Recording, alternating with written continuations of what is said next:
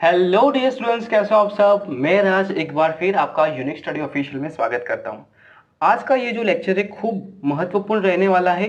और अगर आपको आज का ये जो कॉन्सेप्ट है वो समझ में आ गया तो ये पूरा का पूरा क्वेश्चन जो है आपको पपलू लगने लगेगा। ठीक है, तो इस लेक्चर को पूरे के पूरे ध्यान से देखना है।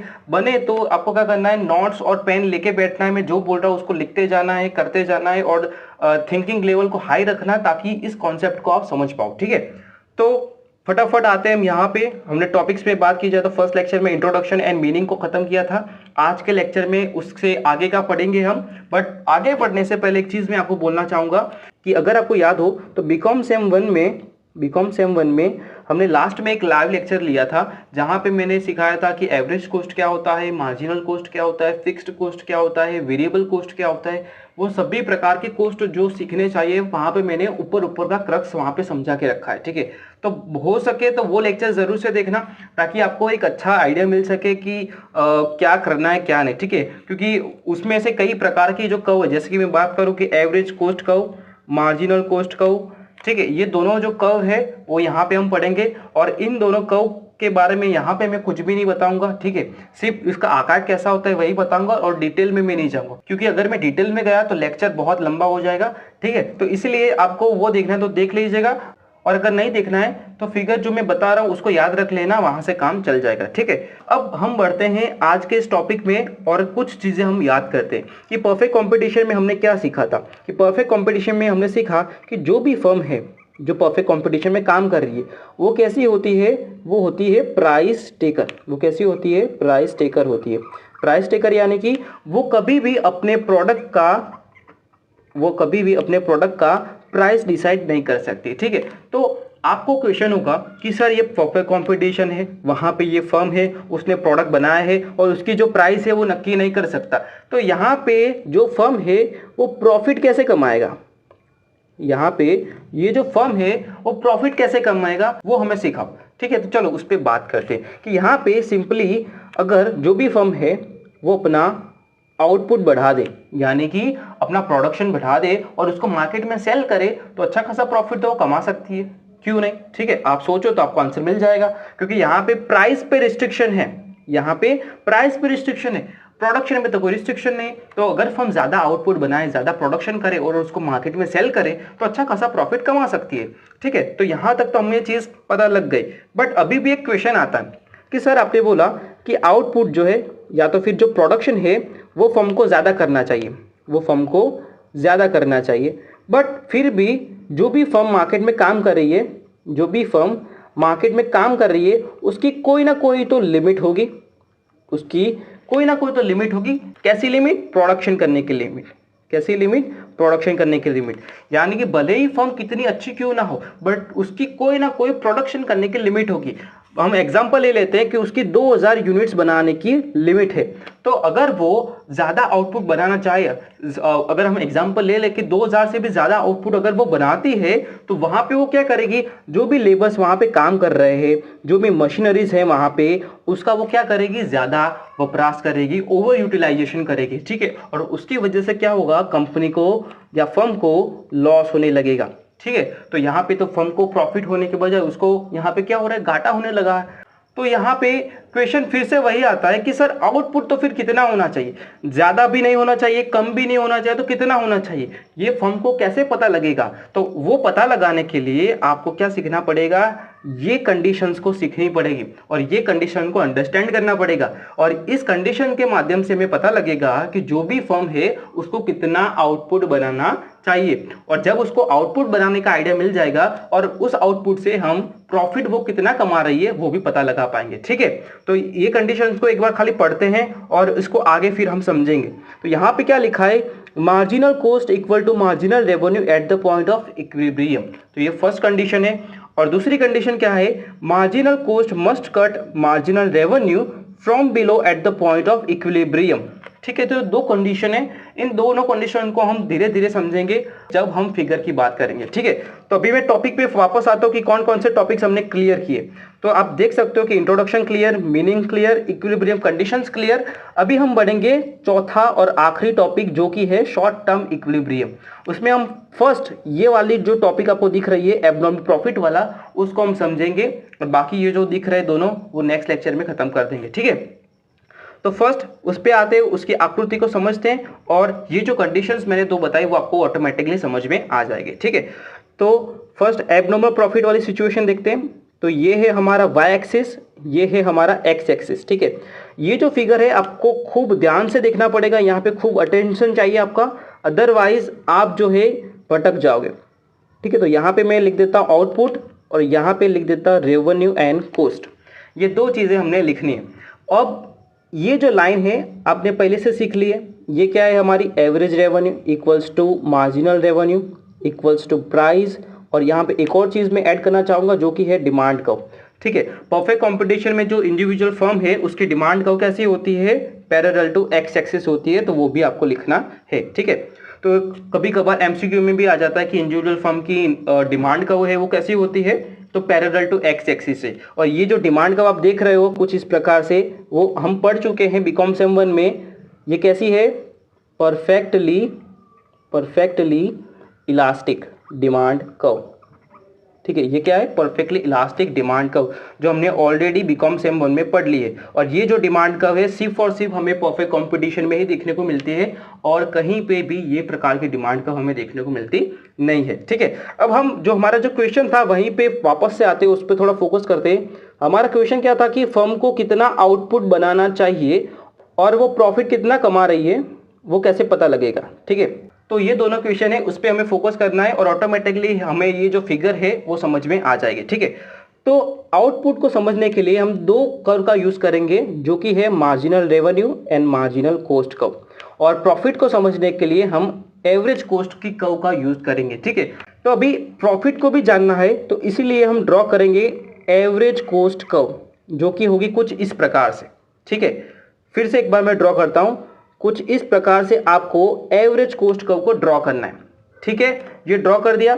अभी आपको क्या करना है, ऐसा नाम दे देना है और इसके एग्जैक्ट बीचों बीच जो मिनिमम पॉइंट है वहां से कुछ इस प्रकार से आपको मार्जिनल कॉस्ट कर्व ड्रॉ करना है।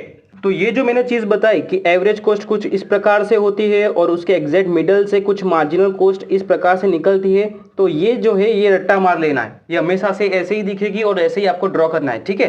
तो इस प्रकार से एवरेज कॉस्ट होगी और उसी प्रकार से मार्जिनल कॉस्ट कर्व भी होगी, तो ये आपको याद रखना पड़ेगा, ठीक है। तो ये दोनों कर्व ड्रॉ कर दी।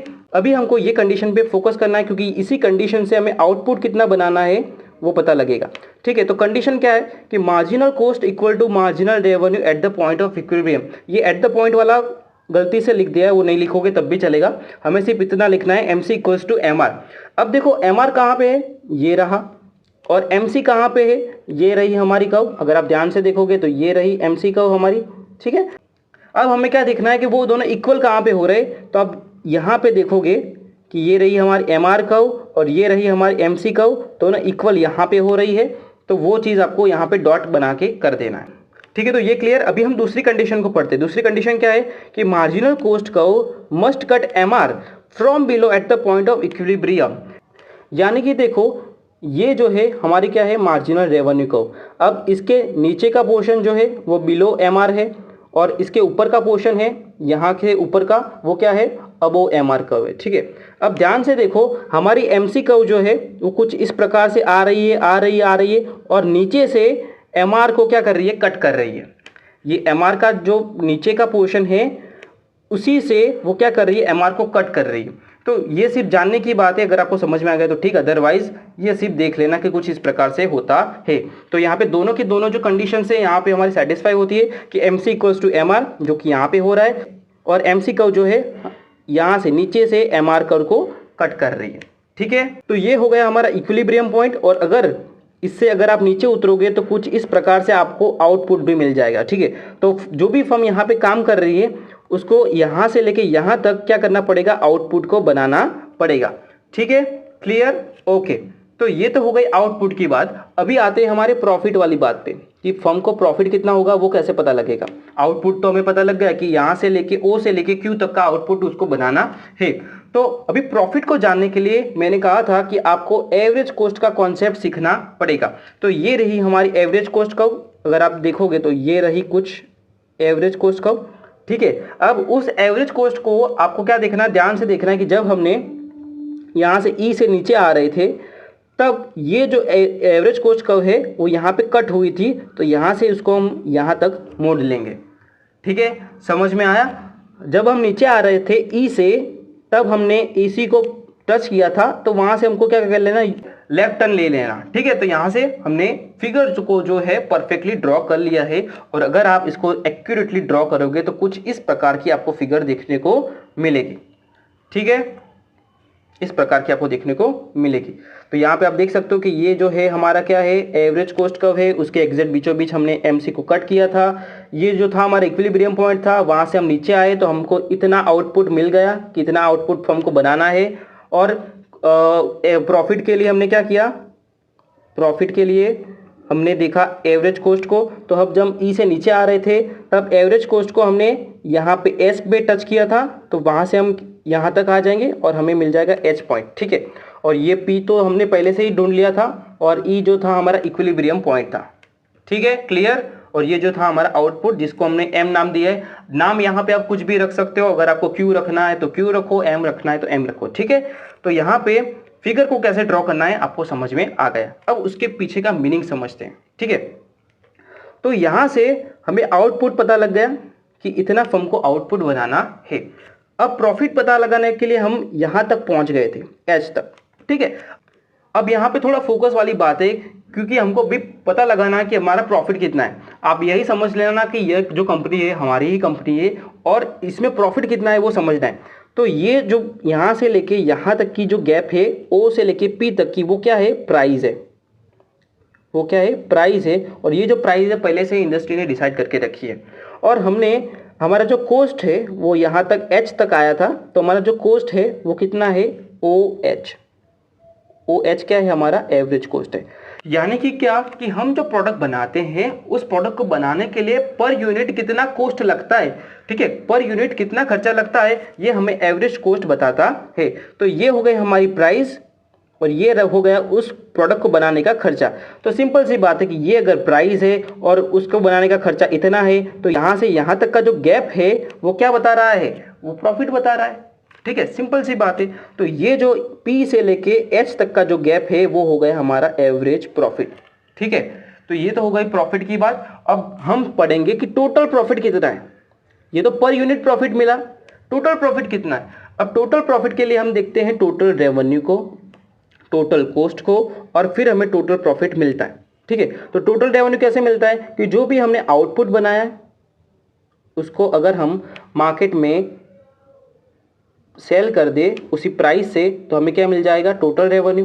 तो ये था हमारा आउटपुट, ये था हमारा क्या, आउटपुट। और उस आउटपुट को हम इतनी प्राइस पे सेल कर देंगे, तो ये जो पूरा से यहाँ तक का जो पूरा का पूरा बॉक्स बन रहा है वो क्या है, वो है हमारा टोटल रेवेन्यू। ये पूरा का पूरा बॉक्स क्या है, ये टोटल रेवेन्यू का है, ठीक है। इतना क्लियर, ओके। अभी हम टोटल कॉस्ट की बात करते हैं। टोटल कॉस्ट कैसे पता लगता है कि एवरेज कॉस्ट जो है उसको अगर मैं प्राइस से मल्टीप्लाई कर दूं तो मुझे क्या मिलेगा, टोटल कॉस्ट, ठीक है। तो यहाँ पे अगर आप ध्यान से देखोगे तो ये था हमारा कॉस्ट, एवरेज कॉस्ट, और ये था हमारा आउटपुट जो हमने मार्केट में सेल किया था। और इन दोनों को मल्टीप्लाई करेंगे तो ये पूरा का पूरा जो बॉक्स है कुछ इस प्रकार से बन के आएगा, इस प्रकार से। तो ये जो हो गया पूरा का पूरा बॉक्स वो क्या बताता है, टोटल कॉस्ट, ठीक है। तो ये रेड वाला बॉक्स था ऊपर वाला, वो क्या था, टोटल रेवेन्यू। ये जो पर्पल या पिंक वाला जो बन रहा है वो क्या है, टोटल कॉस्ट। तो जो ऊपर वाला जो बन रहा है, ऊपर वाला जो बन रहा है वो क्या हो जाता है हमारा, ये वाला पोर्शन, ये वाला पोर्शन पूरा का पूरा क्या हो जाता है, ये पूरा का पूरा हो जाता है हमारा प्रॉफिट। तो ये हो गया हमारा, आप देख सकते हो कि जो भी मैंने यहाँ पे शेडेड एरिया किया है ये हमारा सुपर नॉर्मल प्रॉफिट। और सुपर नॉर्मल प्रॉफिट की जगह पे आप अगर एबनॉर्मल प्रॉफिट लिखोगे तब भी वो चलेगा, ठीक है। तो ये था पूरा का पूरा फिगर और उसका एक्सप्लेनेशन, ठीक है, मेरी तरफ से। अब आपको लिखना कैसे है, तो इस फॉर्मेट में आपको ये पूरा का पूरा लिखना रहेगा, ठीक है। अब इस फॉर्मेट को आपको क्या करना है, रट्टा मार लेना है, क्योंकि ये जो फॉर्मेट है बहुत ही काम की चीज है, ठीक है। सभी के सभी फिगर्स की एक्सप्लेनेशन जो भी है वो इसी फॉर्मेट में आपको लिखनी है, ठीक है। अब आपको लगेगा कि सर ये फॉर्मेट तो हमने कभी भी नहीं देखा, बुक में भी नहीं देखा, और एक्सप्लेनेशन में तो हमने कतई ये सब नहीं दिखा, तो आप क्यों ऐसा 10 टॉपिक बता रहे हो ये सब, हम कैसे विश्वास कर ले कि ऐसा एक्सप्लेनेशन लिखेंगे एग्जाम में तो चलेगा। तो देखो ये जो एक्सप्लेनेशन है ना, वो जब मैं बीकॉम में था सेम 2 में, तब वहाँ पे जो प्रोफेसर थे इकोनॉमिक्स के, उन्होंने ये पूरा का पूरा फॉर्मेट लिखाया था, ठीक है। तो वो प्रोफेसर जो थे वो पीएचडी थे इकोनॉमिक्स में, तो आप पता लगा सकते हो कि उनके पास कितना नॉलेज होगा। और उन्होंने ये जो टॉपिक्स दिए हैं 10 के 10, वो आपको अगर याद रखना है तो याद रख सकते हो उन पर विश्वास करके, ठीक है। तो ये जो चीज़ है आपको याद रखना है तो याद रख सकते हो, अदरवाइज कुमार प्रकाशन से लिखना है तो वहां से भी आप लिख सकते हो, कोई प्रॉब्लम नहीं है, ठीक है। तो फर्स्ट जो है MC इक्वल्स टू MR, वो कहाँ पे हो रहा है, तो यहाँ पे जो ई पॉइंट था हमारा, वहां पे MC इक्वल्स टू MR हो रहा था।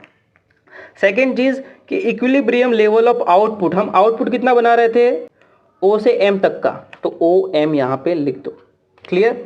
इक्विलिब्रियम लेवल ऑफ प्राइस, तो प्राइस कितना था हमारा, O से लेके P तक का, तो ये था हो गया हमारा प्राइस। एवरेज रेवेन्यू, अब देखो, अब ध्यान से देखोगे परफेक्ट कंपटीशन में कि एवरेज रेवेन्यू, प्राइस जो है, मार्जिनल रेवेन्यू जो है, डिमांड जो है, सभी के सभी इक्वल होते हैं। तो अगर प्राइस ओपी है तो एवरेज रेवेन्यू भी वही होगा, यहाँ से लेके यहाँ तक का ओपी। एवरेज कॉस्ट, अब एवरेज कॉस्ट अगर आपको याद हो तो हमने क्या किया था कि जब हम ई से नीचे उतर रहे थे, हमने क्या किया था कि नीचे उतरते समय एस को मीट किया था और फिर यहाँ पे आ गए थे, ठीक है। तो ये OH तक का जो भी रास्ता है वो क्या बताता है, एवरेज कॉस्ट बताता है, ठीक है। अब यहाँ पे देखोगे कि एवरेज रेवेन्यू है हमारा ये और एवरेज कॉस्ट हमारा ये, तो बड़ा कौन सा है, ये वाला, यानी कि एवरेज रेवेन्यू क्या है, ग्रेटर देन है एवरेज कॉस्ट से। कितने अमाउंट से, तो अगर आप ध्यान से देखोगे, 1 मिनट में यहाँ पे इरेज कर देता हूँ, तो ध्यान से देखोगे तो आपको मिलेगा HP अमाउंट से AR जो है बड़ा है, ठीक है, ओके। अब टोटल रेवेन्यू की बात आती है, तो 1 मिनट में सब ये जो किया है मैंने वो थोड़ा इरेज कर देता हूं ताकि आपको अच्छे से समझ में आ सके। तो टोटल रेवेन्यू कितना था, ये पूरा का पूरा जो बॉक्स था वो हमारा क्या था, टोटल रेवेन्यू था। अगर जो बॉक्स जो है उसको रीड करोगे तो क्या मिलेगा, OMEP, ये क्या था हमारा टोटल रेवेन्यू। और टोटल कॉस्ट कितना था हमारा, टोटल कॉस्ट को अगर ध्यान से देखोगे तो ये नीचे वाला जो पूरा का पूरा बॉक्स था वो क्या था, हमारा टोटल कॉस्ट था, और उसको रीड करोगे तो क्या मिलेगा, OMSH, ठीक है। अब यहाँ पे देखोगे तो रेड वाला बॉक्स बड़ा था या तो फिर पर्पल वाला, तो आपको मिलेगा कि रेड वाला बॉक्स जो था बड़ा था, तो इसीलिए टोटल रेवेन्यू बड़ा है टोटल कॉस्ट से। कितनी अमाउंट से, तो ये पूरा का पूरा शेडेड एरिया है उससे वो बड़ा है, तो ध्यान से देखोगे तो आपको मिलेगा HSEP, ये जो पूरा का पूरा जो बॉक्स है वो एक्स्ट्रा है, किसके लिए, टोटल रेवेन्यू के लिए, यानी कि टोटल रेवेन्यू बड़ा है टोटल कॉस्ट से। कितने से बड़ा है, तो ये पूरा का पूरा जो बॉक्स था ऊपर वाला उतना ही टोटल रेवेन्यू बड़ा है, ठीक है, क्लियर, ओके। अब सुपर नॉर्मल प्रॉफिट क्या है, तो सुपर नॉर्मल प्रॉफिट यानी कि ये जो बॉक्स बनाया था वही हमारा सुपर नॉर्मल प्रॉफिट है, यानी कि HSEP, क्लियर। तो ये जो 10 टॉपिक है जो ग्रीन लिखा है मैंने वो आपको रटना है, और जो मैंने यहाँ पे जो ब्लैंक छोड़ा है वहाँ पे आपको आंसर उसका लिखना पड़ेगा। हर एक फिगर का आंसर अलग होगा तो वो आपको समझना पड़ेगा, और कॉन्सेप्ट आता होगा तो ऑटोमेटिकली आप आंसर लिख पाओगे, ठीक है। तो बस आज का लेक्चर यहीं तक था। कोई भी डाउट आता है तो मुझे कमेंट सेक्शन में बताना, और आशा करता हूँ कि आपको समझ में आ चुका होगा। और इतना पूरा लेक्चर देखने के बाद अगर आपको समझ में आ गया तो एक शाबाशी खुद को जरूर देना, क्योंकि ये बहुत बड़ा टॉपिक था और इसको आपने समझ लिया है, तो एक शाबाशी खुद को जरूर देना। और सर को भी थोड़ा बता देना कि सर मजा आ गया, समझ में आ गया, तो मुझे भी कुछ पता लगे कि मेरे स्टूडेंट्स को अच्छा समझ में आ रहा है, ठीक है। तो मिलते हैं अभी नेक्स्ट लेक्चर में, तब तक के लिए जलसा कर जो, आओ जो, बाय बाय।